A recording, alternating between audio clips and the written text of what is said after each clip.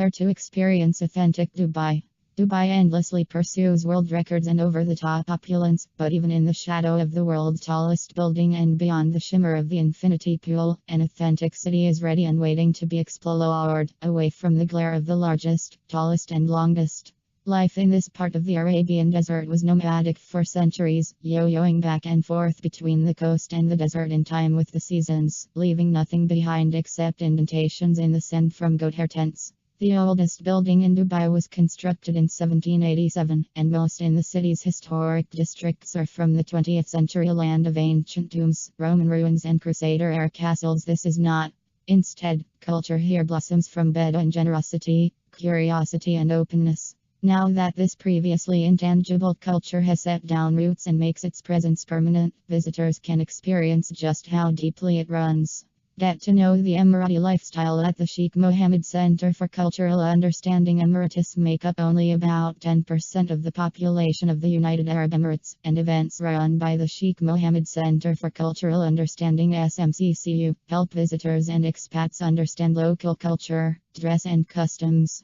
Almost all of the center's activities include an enlightening question and answer session where no topic is off limits, and some also add a visit to Dwan Mosque to learn about prayer rituals and important symbols and architectural elements found in mosques. SMCCU also hosts traditional dinners, including iftar, the evening meal that breaks the fast during Ramadan, filled with silver platters piled high with makbas lamb and rice cooked with fragrant cloves and cardamom, and fareed, a stew of soft-boiled meat and vegetables that's filled with thick layers of bread. Wander the back streets of Old Dubai in Al Fahidi Historic District, leave the car behind and get lost in the tangle of narrow lanes and heritage coral-hewn buildings of Al Fahidi Historic District, some of the last in Dubai. Hidden amongst the sand-colored structures is a collection of cafes, museums, art galleries and even a couple hotels if you want to make Old Dubai the base for your trip. Across the creek from the bustling spice souk and a quick walk from the textile souk, this area is surprisingly quiet and is especially atmospheric after dark. Al Fahidi is best appreciated on an aimless ramble, but if you'd rather someone do the navigating, join a tour with SMCCU. Enjoy art from the Middle East and beyond at Al Circle Avenue. The humbly misnamed Al Circle Avenue is actually an entire complex set in an old marble factory, which now has its vast warehouses filled with provocative contemporary art from the UAE and its regional neighbors. Galleries like AIM and Third Line stage rotating exhibitions year-round, so there's always something on. But this homegrown arts district isn't just for art anymore.